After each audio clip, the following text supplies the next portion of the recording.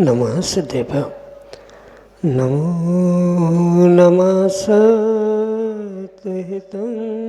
कराय वीराय भव्याम्बुजभास्कराय अनन्तलोकाय सुरार्चिताय देवादिदेवाय नमो जिनाय देवादिदेवाय नमो जिनाय। पंच परमेष्टि भगवान की परम पूज्य आचार्य भगवंत गुरुवर विशुद्ध सागर जी मुनि महाराज जी की परम पूज्य मुनि श्री सुप्रभ सागर जी महाराज की शाश्वत तीर्थराज समेत शिखर जी की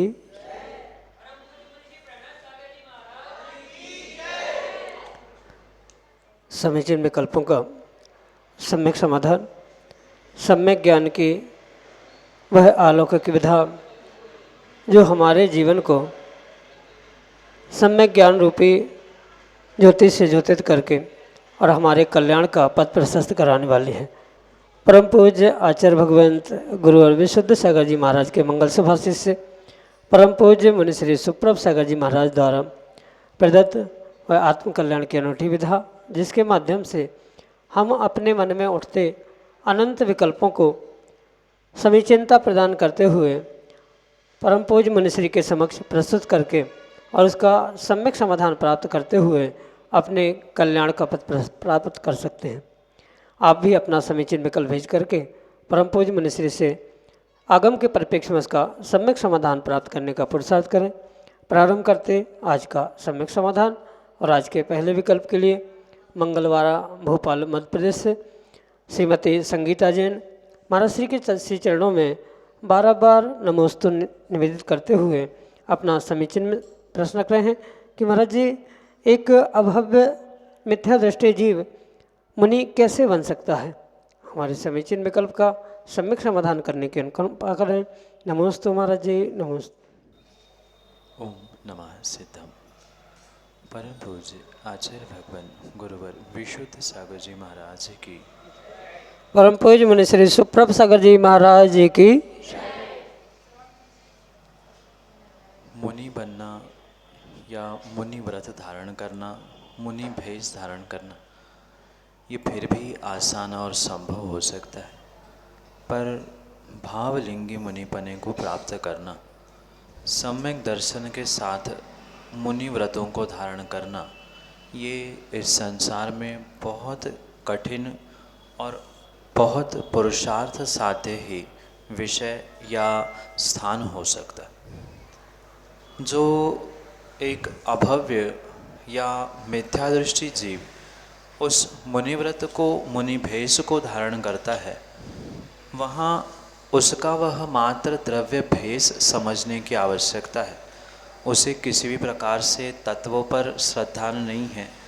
उसके मुनि बनने का उद्देश्य अपने आत्मा का कल्याण नहीं है, अपितु मात्र और मात्र अपने उस पर्याय का ही एक प्रभावना रूप या पर्याय का ही प्रदर्शन रूप ही उसका मुख्य अभिप्राय वहाँ पर समझना। आचार्य भगवंत इस विषय में कहते हैं कि जो ऐसे जीव बिना सम्यक दर्शन के, बिना तत्वों के श्रद्धान के इस भेष को प्राप्त करते हैं, धम्मम भोग निमित्तम न च कम्म क्षय निमित्तम, यानी उन्होंने इस धर्म को, इस मुद्रा को मात्र भोगों के लिए ही प्राप्त किया है, ना कि कर्मोक्षय होने की अभिप्राय से उन्होंने दिगंबर मुद्रा धारण की। क्योंकि मात्र वस्त्र उतार लेने से, मुनि व्रत, मुनि भेष धारण करने से वह भावलिंगी मुनिपने को प्राप्त नहीं होते। तत्वों के श्रद्धान के साथ, सच्चे देवशास्त्र गुरु के श्रद्धान के साथ मुनि भेष क्या है, किस लिए मैंने मुनि भेष धारण किया है, ये अभिप्राय, ये निर्णय अगर नहीं है तो सम्यक के अभाव में उसे मात्र द्रव्यलिंग कहा जाता है। और जो मिथ्यात्व के साथ अभव्य जीव इस भेष को धारण करता है, वह पूर्ण रूप से एक द्रव्यलिंग के रूप में ही स्वीकार किया जाता है और द्रव्यलिंगी मुनिराज जो होते हैं वह मिथ्यात्व के साथ पूर्ण रूप से मात्र और मात्र कर्मों को बंध करने का ही पुरुषार्थ करते हैं। उनका किसी भी प्रकार से अभिप्राय कर्म क्षय के रूप में नहीं, अपितु वहाँ उनका मात्र चर्म की, शरीर की, पर्याय की प्रभावना रूप हो या कुछ दिखावे के लिए, भोगों की प्राप्ति के लिए मेरा नाम हो जाए, इस कारण से भी वे मुनिराज बनते हुए देखने में आते हैं। इसलिए ये संभव हो सकता है कि कोई द्रव्यलिंगी मिथ्यात्व गुणस्थान में होते हुए अभव्य होने पर भी उस दिगंबर भेष को धारण करते हुए और समाज से सामान्य लोगों से पूज्यता को प्राप्त करने की पूर्ण संभावना है। उसका भीतर का तत्वों का निर्णय उसके लिए पक्का निर्णित करने वाला या उसके गुणस्थानों को बनाने वाला हो सकता है। सम्यक दर्शन के अभाव में उन्होंने किया हुआ वह कार्य मात्र व्यर्थ है, दिखावा है, और दिखावे के लिए वर्तमान में जैसे श्रावक भी कुछ भी कर सकता है, ऐसे ही दिखावे के लिए वह भी उस द्रव्य लिंग को धारण कर सकता है। नीतिकारों ने पंक्तियों को देकर ही कहा है कि माना कि वो इतना परिचय भी सहन करते हुए दिख रहा है, केस लॉन्च करते हुए दिख रहा है, एक समय में भोजन करते हुए ठंडी गर्मी भी, प्यास भूख भी सहन कर रहा है, पर इसके पीछे का मात्र उसका अभिप्राय यही है कि मेरे पर्याय की, मेरे नाम की प्रशंसा हो जाए, पूरे विश्व में मेरी वाहवाह हो जाए, लोग मेरी प्रशंसा पूजा करें। इसी अभिप्राय से उन्होंने मुनि व्रत को, मुनि भेष को मात्र धारण किया है। वे भावलिंगी नहीं हो सकते। सम्यक के अभाव में किसी प्रकार से भावलिंग नहीं होता और मात्र लोग प्रशंसा करें, खाने के लिए अच्छी व्यवस्था हो जाए, पूजा को प्राप्त हो जाए, चर्म की प्रभावना हो जाए, इन्हीं अभिप्रायों से उन्होंने इस भेष को धारण किया है, अन्य किसी कारण से नहीं। यही आपके लिए सम्यक समान। पन्ना मध्य प्रदेश से अमित जैन अगले समीचीन विकल्प करें।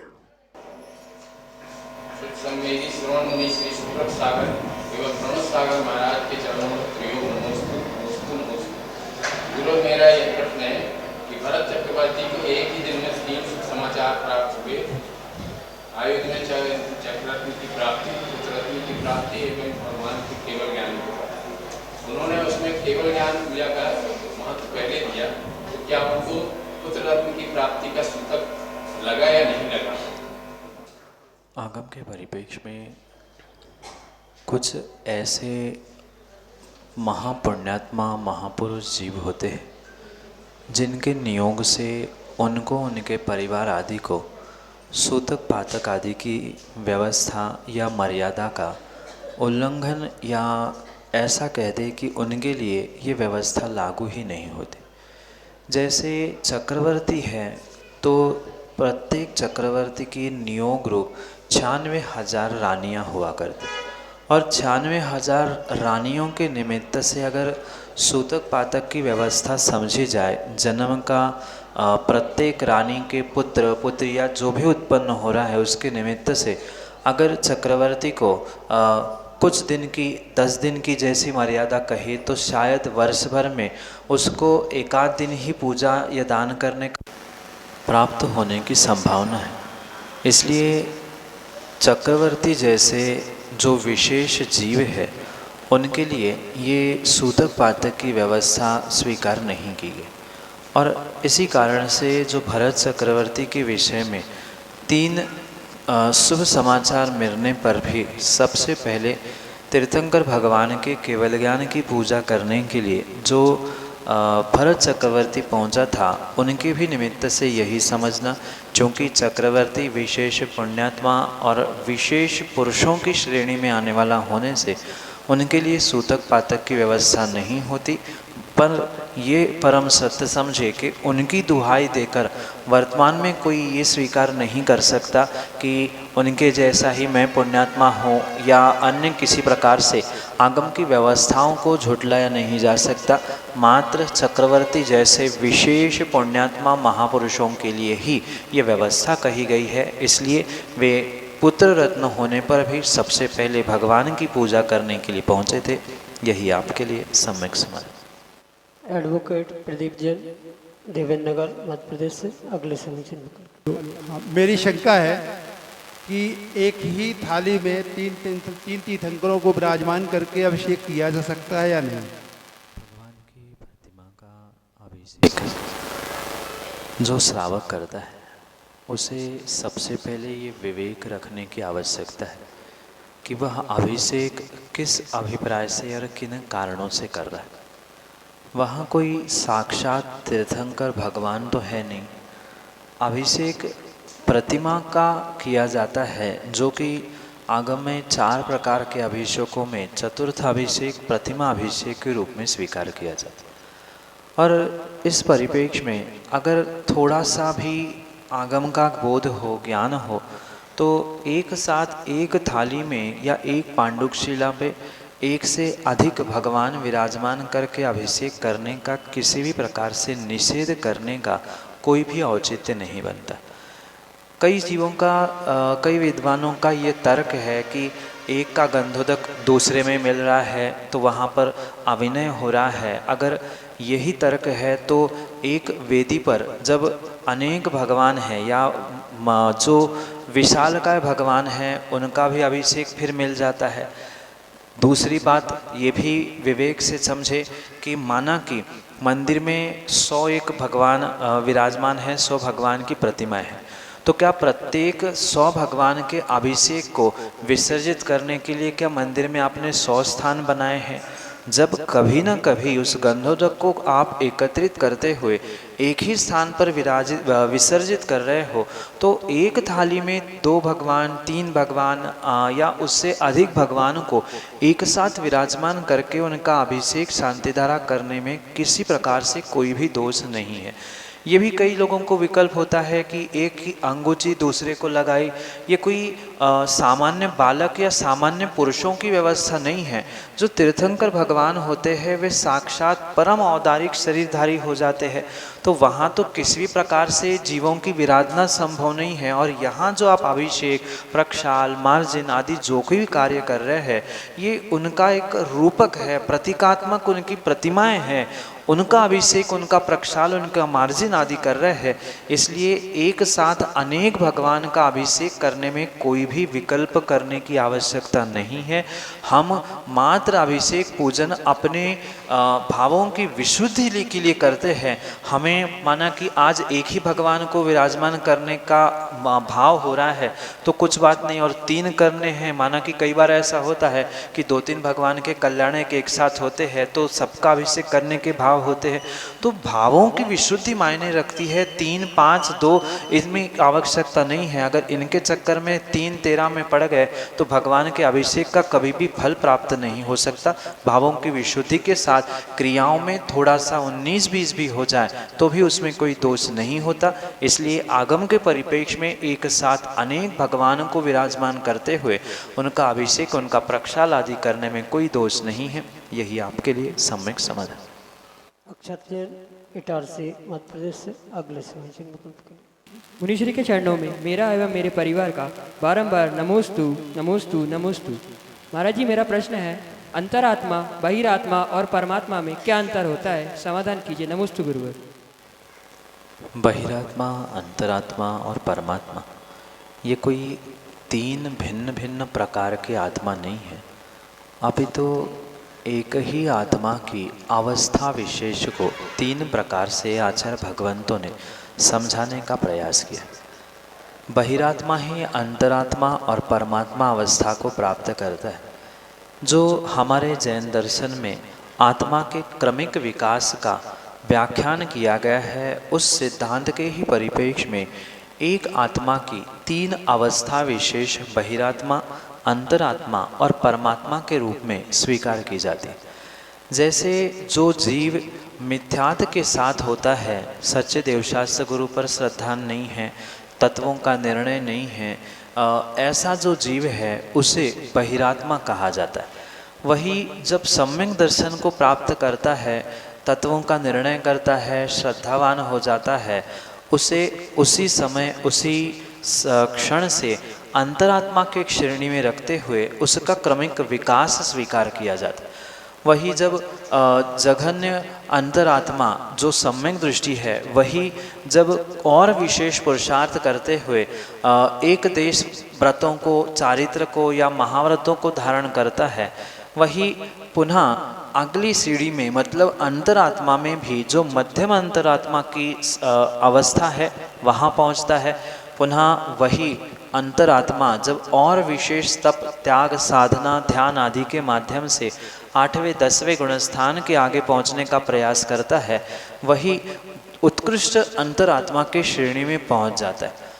और उसके उपरांत जब इन कर्मों का यानी जो 8 कर्म कहे, उन 8 कर्मों में से 4 कर्मों का नाश करते हुए केवली अवस्था को प्राप्त होता है, वह एक देश परमात्मा को प्राप्त करता है और पूर्ण 8 ही कर्मों का नाश करते जब सिद्ध अवस्था को प्राप्त करता है, वही आत्मा परमात्मा के रूप में प्रकट हो जाता है।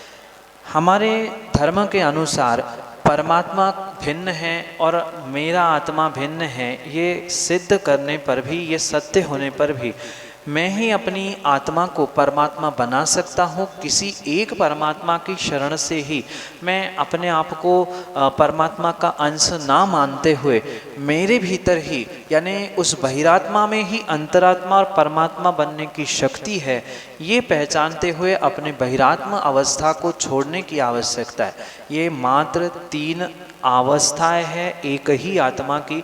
जिसके पास सम्यक नहीं है वह बहिरात्मा, सम्यक दर्शन के साथ अंतरात्मा, कर्मों से रहित होता हुआ कर्मों से पूर्ण रहित होना, ये परमात्मा के रूप में तीनों में मुख्यता से अंतर, जो कि आपके लिए सम्यक समाधान से। वंदना जैन, देवेंद्र नगर, मध्य प्रदेश से अगले समिति में। नमस्ते महाराज श्री, मेरा सम्यक समाधान है कि मैं ये पूछना चाहती हूँ कि यदि कोई श्रावक जिसने ज़िंदगी भर बहुत धर्म किया और ये भावना भाई कि मुझे दीक्षा लेना है, रोज़ ही ये भावना भाई, लेकिन उसके बाद भी वह जीव दीक्षा नहीं ले पाया, तो उसके ऐसे कौन से कर्म का उदय था? संसारी जीवों के जीवन में जो कुछ अच्छा बुरा कार्य घटित होता है, वह प्रत्येक कार्य कहीं न कहीं कर्मों के निमित्त को प्राप्त करके ही होता है। जीवन में कुछ अच्छा हो रहा है तो पिछले तीव्र पुण्य कर्म के उदय से हो रहा है, और जीवन में कुछ अशुभ हो रहा है, अच्छा नहीं हो पा रहा है, तो वहाँ भी कहीं न कहीं पाप कर्म का उदय होता है। बिना कर्मों के वर्तमान में हो या भूत में, भविष्य में, संसारी जीवों के जीवन में कोई भी कार्य घटित नहीं होता। इसलिए जो व्यक्ति जीवन भर धर्म कार्यों में तत्परता से कर्तव्यनिष्ठ होते हुए पुरुषार्थ कर रहा है, भावना भी भा रहा है कि आने वाले समय में मैं दीक्षा को धारण कर लूं, पर फिर भी अगर वह अपने लक्ष्य तक, ध्येय तक पहुंच नहीं पा रहा है, उसके पीछे कहीं न कहीं उसके तीव्र चारित्र मोहनी का उदय प्रकट चल रहा है, ये समझने की आवश्यकता है। ऐसा नहीं है कि मात्र किसी एक कर्म से ही जीव सुखी या दुखी होता है, एक साथ अनेक कर्मों का वहाँ पर उदय होने की संभावना है। पर मुख्यतः जो जिस विषय में रुकावट के रूप में, सुख दुख के रूप में प्राप्त हो रही है, उस अनुसार ही उसका निर्णय करने की आवश्यकता है। जो जीव जीवन भर साधना कर रहा है, भावना भा रहा है, प्रतिमा आदि का परिपालन भी निर्दोषता से कर रहा है, सच्चे देवशास्त्र गुरु की आराधना सेवा भी करने का प्रयास कर रहा है, पर फिर भी वह दीक्षा को प्राप्त नहीं कर पा रहा है, महाव्रतों को प्राप्त नहीं कर पा रहा है, इसका स्पष्ट अभिप्राय यही है कि उसके चारित्र मोहनी की तीव्रता से उदय में आने वाली प्रकृति ही उसके लिए कार्यकारी बन रही है। क्योंकि मोहनी कर्म के 2 भेद आचार्य भगवंतों ने कहे, एक दर्शन मोहनी और एक चारित्र मोहनी। सम्यक दर्शन को प्रकट नहीं होने देना ये दर्शन मोहनी का कार्य होता है, और चारित्र को पूर्ण रूप से, सकल चारित्र को उत्पन्न नहीं होने देना ये चारित्र मोहनी का उदय होता है। इसलिए चारित्र मोहनी की मुख्यता के साथ साथ अन्य भी, जैसे अंतराय कर्म है, असाता वेदनी वेदनीय है, ऐसे अन्य भी कर्मों का वहाँ पर कहीं न कहीं उदय होता ही है। इन्हीं कारणों से जीव अपने लक्ष्य तक और ऐसे दीक्षा लेने जैसे श्रेष्ठ ध्येय तक पहुँच नहीं पाता है। चारित्र मौनी की मुख्यता से अन्य अंतराय कर्म, असाता वेदनी आदि आदि अनेक कर्मों के निमित्त से ही जीव उस लक्ष्य तक पहुंच नहीं पाता। यही आपके लिए सम्यक समाधान। विनीता जैन, देवेंद्र नगर, मध्य प्रदेश से अगले समीचीन विकल्प। नमस्ते महाराज जी, मेरा क्वेश्चन है, मैं शिखर जी की परिक्रमा का वंदना करती हूँ, उसमें कितना पुण्य होता है? आचार्य भगवंतों ने शिखर जी की वंदना परिक्रमा का बहुत बड़ा, बहुत अचिंत्य फल का। सम्यक शिखर महात्मा नामक ग्रंथ में आचार्य लोहाचार स्वामी के अपेक्षा से जो सम्यक शिखर की वंदना करता है उसके एक एक टोंक का कितना महत्व है वो उन्होंने अपने ग्रंथ में व्याख्यायित करने का प्रयास किया। कई सारी टोंकों के वंदना करते हुए वहाँ लिखा है, लोहाचार महाराज कहते हैं कि एक टोंक की वंदना करने का लगभग कहीं 16 करोड़, कहीं 96 करोड़ प्रोषोद उपवास का फल जीव तत्क्षण में प्राप्त करता है। इसलिए उस सम्यक शिखर की जो वंदना करता है वो तो अचिंत्य फल को प्राप्त करता ही है। जैसे कई बार आपने सुना होगा, पढ़ा होगा, भाव सहित वंद जो कोई ताके नरक पशुगति नहीं हुई, तो ये तो फल है ही, पर साथ में उसकी परिक्रमा करने का भी बहुत बड़ा फल आगम ग्रंथों में हमें पढ़ने को मिलता है। जैसे भगवान की मात्र दर्शन वंदना से ही नहीं अपितु परिक्रमा से ही भगवान के दर्शन और वंदना की विधि पूर्ण होती है। बिल्कुल इसी प्रकार से वहाँ शिखर जी की मात्र वंदना से नहीं अपितु शिखर जी की परिक्रमा पूर्वक जो वंदना करता है, अपने भावों को निर्मल और प्रशस्त करता है, एक एक टोंक को श्रद्धापूर्वक माथा टेकता है, नियम से वह करोड़ों प्रोषदोपवास के फलों के साथ साथ स्वर्ग और स्वर्ग ही नहीं अपितु मोक्ष को भी प्राप्त करने की संभावना होती है। यही आपके लिए सम्यक समझ।